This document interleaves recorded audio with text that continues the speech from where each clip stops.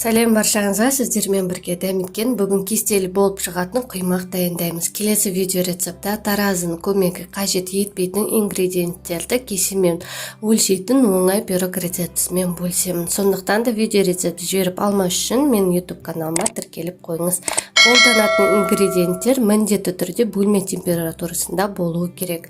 Осы қағидаларды ұстансаңыздар, сізде құймақтар кереметтей болып шығады. Айран қосылған блины рецептісі YouTube каналымда бар. Осы видеоның астында сілтемесін қалдырып кетемін. Блины дайындау үшін 4 жұмыртқаның үстіне қант, шымшы тұз қосып венчикпен араластырамыз.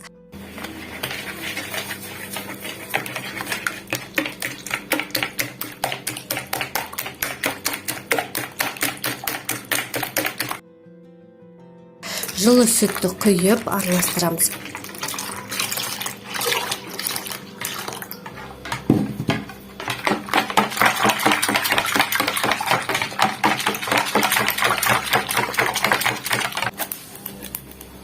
Онды електен 3 бөліп өткіземіз.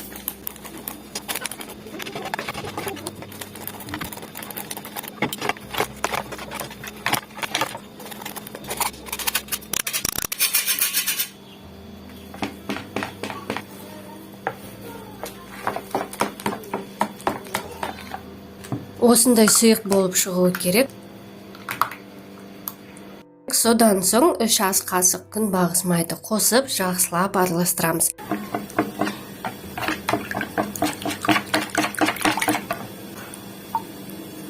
Табаны күнбағыс маймен майлап аламыз. Видеодағыдай құймақ пісіретін табамыз қатты қызып тұруы керек. Массаны құйған уақытында осындай тесік, яғни кестелі болады.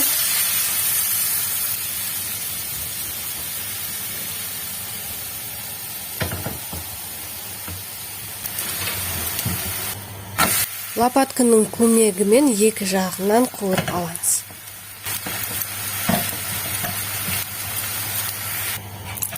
Құймақ жабысып қалмауы сіздің табаныңызға байланысты болады.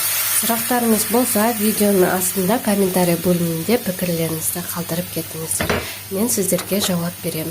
Осымен біздің құймақтарымыз дайын. Ас болсын. Видео рецепт ұнаған болса, міндетті түрде YouTube каналыма лайк басып, тіркеліп қойыңыздар. Сіздермен бірге болған дәметкен.